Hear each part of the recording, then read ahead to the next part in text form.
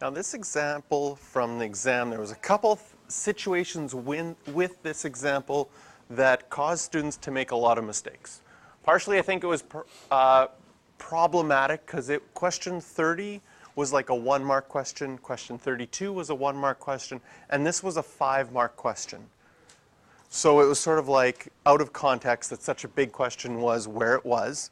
And it seemed relatively easy to start off with because we've got a box with side lengths x, x plus 2, and x plus 10. So if we draw a picture of that, no problem. And if we want to write the volume, it's just length times width times height in no particular order, so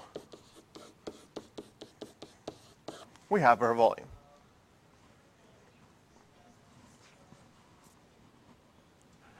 Then it says find all possible values of x given that the volume of the box was 96 centimeters cubed. State the dimensions of the box. So you plugged in 96 here.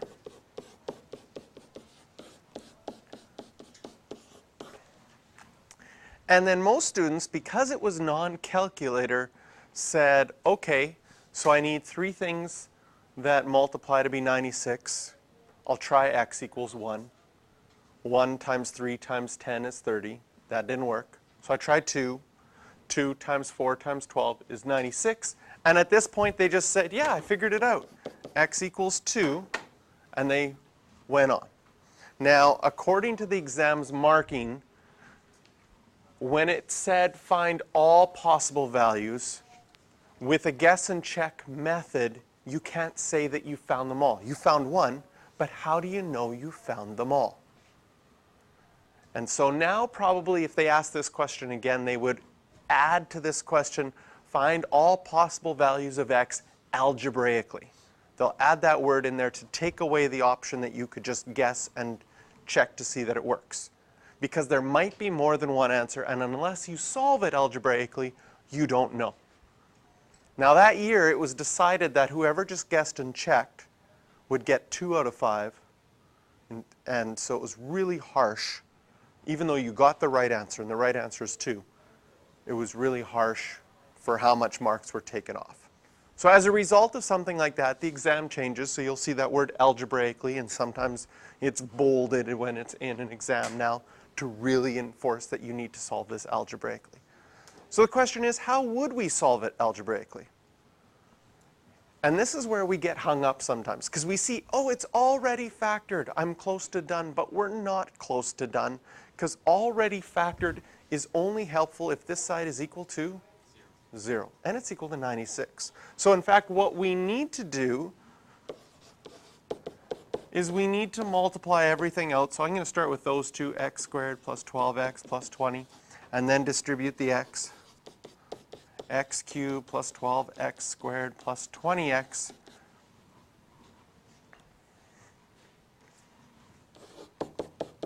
And now I can make it equal to 0.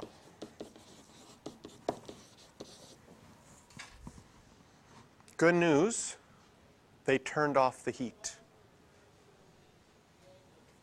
Feel better in here? So it's going to get cold for a little bit.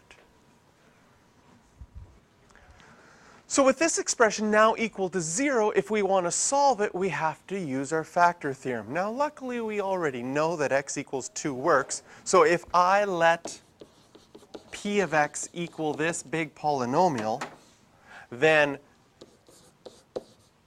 if I plug in p of 2, sure enough, you get 8 plus 48 plus 40 minus 96. It's equal to 0.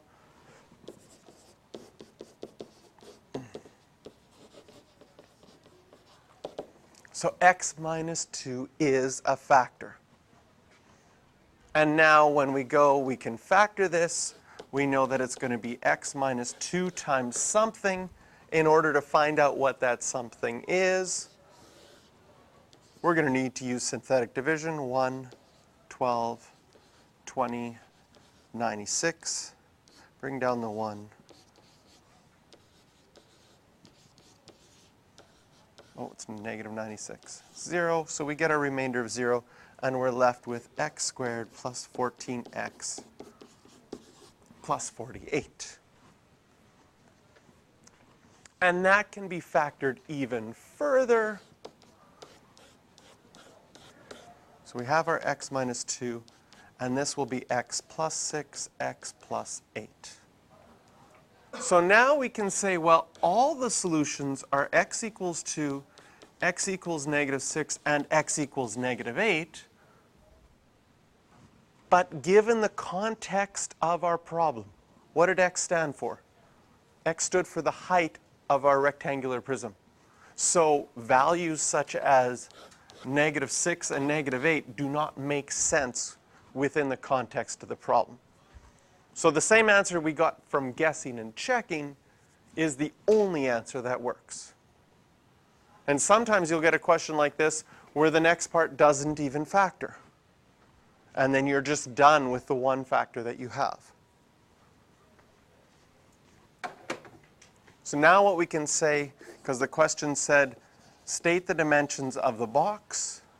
So the dimensions will be 2 centimeters by 4 centimeters by 12 centimeters. And here, since units were given in our question, we have to make sure that we include our units in our answer.